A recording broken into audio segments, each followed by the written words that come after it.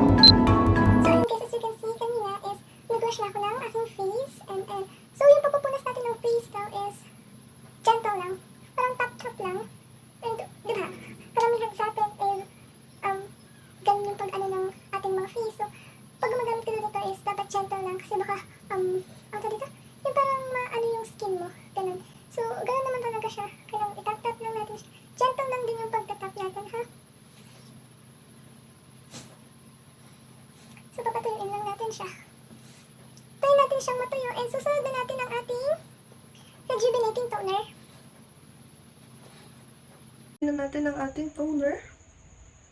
Ayan.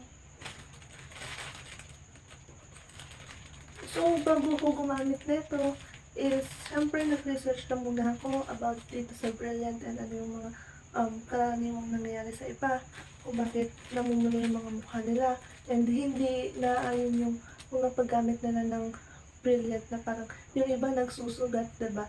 So, nag-search na muna ako, syempre guys, alam nyo, kabado ko while gumagamit nito kasi baka mamaya is maging mali yung impact sa akin ng Brilliant Skin. So, ito. So, ang gagawin ko is mga 8 na drops lang or 7 muna na drops nitong toner natin. So, kasi ang sabi ng iba, dinadamihan daw yung paglagay ng toner and ayun, sobrang namumula yung face nila and nagkakasugat-sugat na kasi ang pagkakalam ko is ang Brilliant Skin is masyado siyang matapang o madami ng chemical na lagay. So, I can't wait naman na maging effective yung Brilliant sa akin. Hindi naman ako nagmamadali. So, 7 drops lang yung ilalagay ko muna. And pag kinulang naman mamaya, maglalagay ulit ako.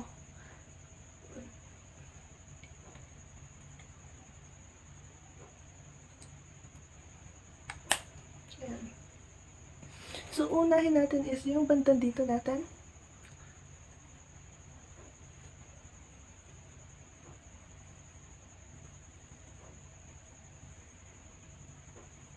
So, yun guys, ang ginawa ko lang is kapag nadaanan na, hindi ko na siya ulit dadaanan.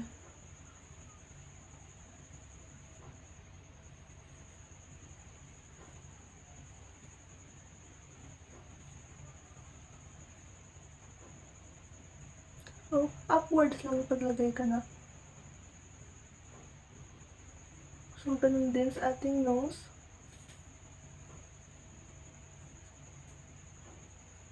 So, ganun din sa ating forehead.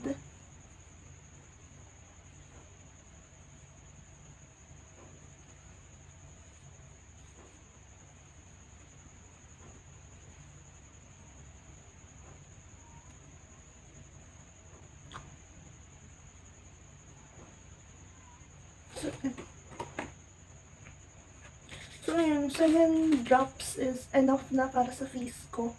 And, ganun naman ako maglagay. So, yung gagamitin natin ngayon is the night cream since gabi na. So, night cream na lang. And ayun, may spoon din siya na ang liit-liit. Ayan. And open naman siya ito. Ayan, sobrang ang dikit niya, no? Ayan. So, konti lang siya, guys. So, ayan. So, ang gagamitin ko muna is yung nasa takip. Ayan. Kasi, kaya mo, didikit lang din siya ng didikit. Diba? So, bukas is mag-take ako ng video where is maglalagay ako ng sun cream. Kunti lang din natin ito.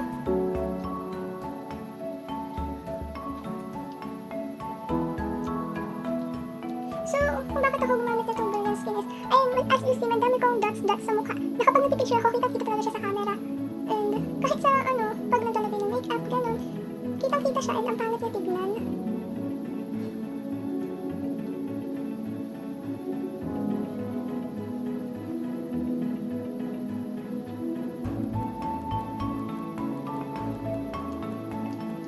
So, na-feel ko na umiinit na ang aking face. Ganon. Pati sa akin lang is nalagyan ko para medyo pantay. So, enough na siguro. Medyo napadami na nga siguro yung aking paglalagay. Hindi na siya pantay.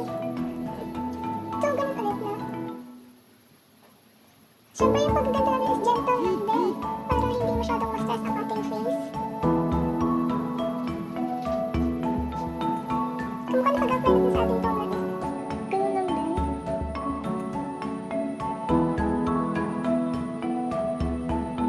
Feeling ko guys, napadami na siya ng sobra. And ang init niya sa mukha niya. May init na sa face ko.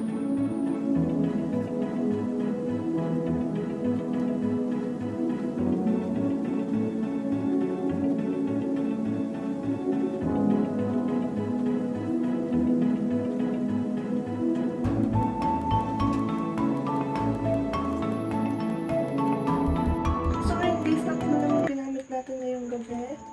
Yung ating KOJIC soap, and ang ating toner, and ang ating night cream. So, yung sunscreen naman is pang umaga natin magamitin. Yun yung pinaka-importante. Kasi, pwedeng masunog yung ating face kapag umaga na. So, hindi dapat tayo masyadong e-expose sa araw. Yun na. So, para maiwasan din natin yung burning sa ating face. Na, diba, yung mga nakikita natin sa TikTok and Facebook na nasusunog yung mukha nila. So, iwasan din natin yung pagkakamot. So, ayun, nagputol na ako ng kuko para hindi ko makamot yung face ko pag tulog ako. Kasi wala akong tiwala sa sarili ko pag tulog ako. And kung anong kamot lang yung ginagawa.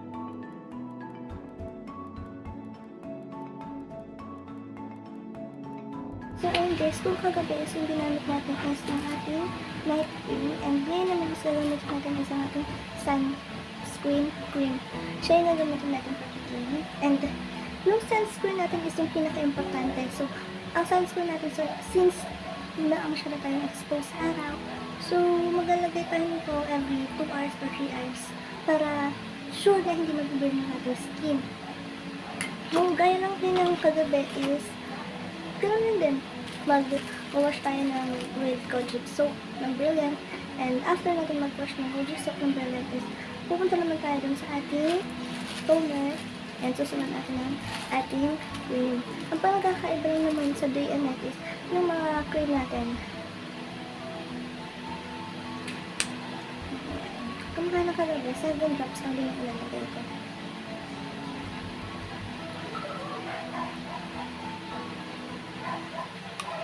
So, 7 drops guys, madami na naman siya.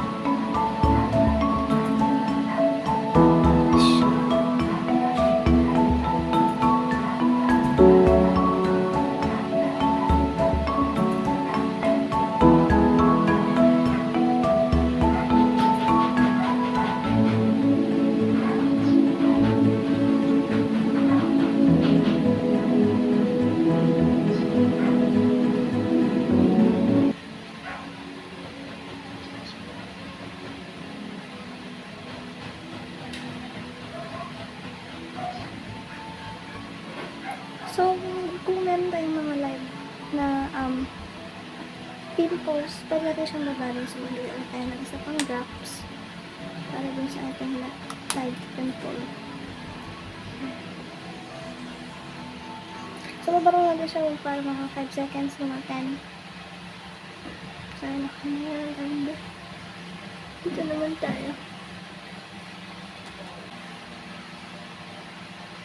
So, ang gusto ko kasi natanggal is ito. Yung mga yan, ang maliliit na. Siya yung gusto ko natanggal. So, susunod natin yan. After ng toner natin, isusunod natin ang ating night cream. So, ito siya, guys. Susunod natin ang ating sunscreen. Ito siya, guys. So, sabi rin dito sa instruction is mag-reapply daw tayo every 2 hours para sa best protection ng skin natin. Naka-sealed pa siya. And kagaya lang din ng ating night cream is meron din spoon. Unlike sa ating night cream is pwede siyang madikit. So, ayun ang pinagkaiba naman nila ni sunscreen. Mabango siya. So, yung night cream is wala kang naamoy na bango. So, siguro si night cream yung pinaka importante. Kasi diba, siya yung ina-apply ko ng gabi. And mostly, nag-a-apply tayo ng ating mga skincare kapag gabi. Kasi mas effective ito. So, I think si night cream yung pinakamadaming chemicals na pinakamadaming aambag. So, si sunscreen kasi siguro is protection ng skin natin from the sun para hindi siya mag-burn.